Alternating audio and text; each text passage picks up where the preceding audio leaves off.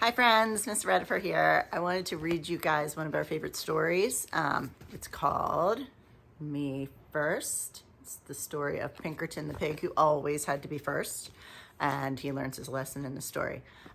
So a lot of you know this, you can read along with me, and then I'll give you some activities that you can do to practice your putting things first, second, third, last, sequencing, what comes next, and then what, those kind of questions. All right, ready? Ready for Pinkerton? Okay, here we go. Pinkerton and Me First.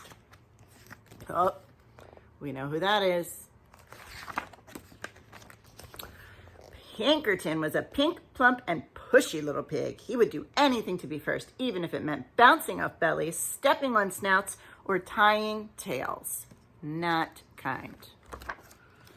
Me first, he cried when he was last in line and finished first down the slide. Me first, he cried at story time, settling on his round bottom with his big head right smack in front of the book. Nobody can see. And every day in the school trowateria, Me first rang out, and there was Pinkerton.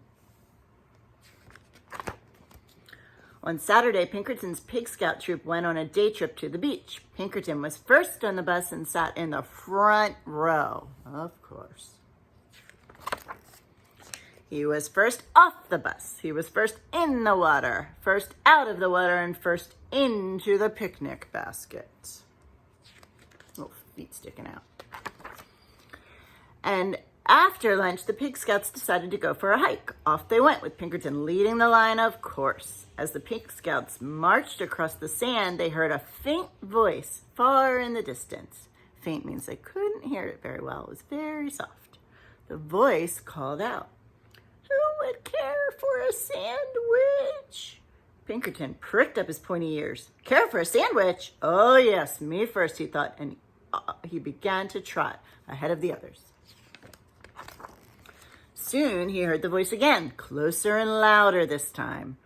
"Who would care for a sandwich?" "Me first," cried Pinkerton, kicking up sand and leaving the other Pig Scouts far behind.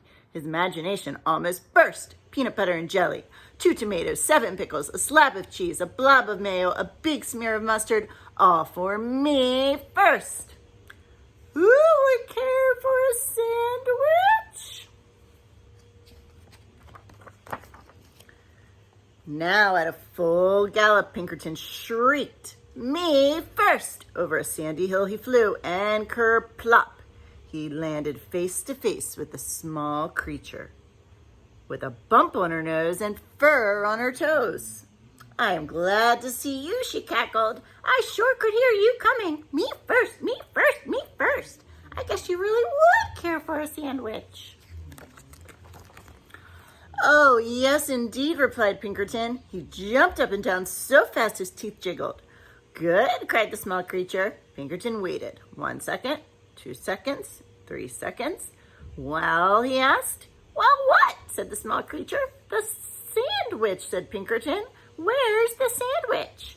The small creature curtsied. "You're looking at her," she went on. "I am a sandwich, and I live in the sand, and you said you would care for me. So here I am. Care for me." All Pinkerton could say was, "But I..." Taking no notice, the sandwich continued. "You said Me first. You wanted to be the first to care for me. Well, congratulations. Now just come along to my sandcastle." Grabbing Pinkerton firmly by the sleeve, she led him around a few bends. Before he could say, "But I..." again, the gate to her castle closed. "All right, my pink, plump, pushy one. Now you care for me. You may have the honor of being the first to powder my nose and comb my toes." Seeing no way out, Pinkerton powdered her nose and combed her toes. "Next," she crowed, "you may be the first to put my supper in a bucket and feed me with a shovel." Pinkerton looked around. He had no choice. He'd put her supper in a bucket and he fed her with a shovel. Rubbing her tummy, the sandwich spoke on. "Finally, after you've had the privilege of being the first to wash my dishes and sweep my castle and do my laundry and curl my hair and tuck me in, you may be the first to tell me a bedtime story." Pinkerton washed the dishes. He swept the castle. He did the laundry, he curled the sandwich's hair, and he tucked her in. A lot of work. The sandwich stretched and yawned loudly. Now the story. I need my story. Pinkerton was so tired he could barely speak. I don't know any stories, he whimpered. Then how about making up something? Oh, how about something concerning a pushy pig who always wanted to be first? Pinkerton sighed and began. Once upon a time, there lived a pig who always wanted to be first, until one day he met a wise and beautiful, cut in the sandwich. A wise and beautiful sandwich who showed him that first was not always best. Aha! Cackled the sandwich. She gave Pinkerton a slow, serious, and meaningful wink. Have you learned something? Oh, yes, said Pinkerton. I promise I have. In that case, thanks for the care. Goodbye and good luck. She opened the gate and Pinkerton sped off so fast he didn't even notice the delicious sandwich she held out to him. He said, see ya. I'm out of there. He was just in time to catch the bus. On he scooted, pink, plump, and glad to be last. The end. Well, he sure did learn his lesson. He had to be captured by a sandwich to learn it, but he learned that first is not always best, especially he was not using very good manners. Boys and girls, I'm going to send some activities in another video to show you that you can do at home so you can practice your sequencing. That's what we call it in teacher world. All right, I love you. Miss you guys. Hope you like the story. Bye-bye.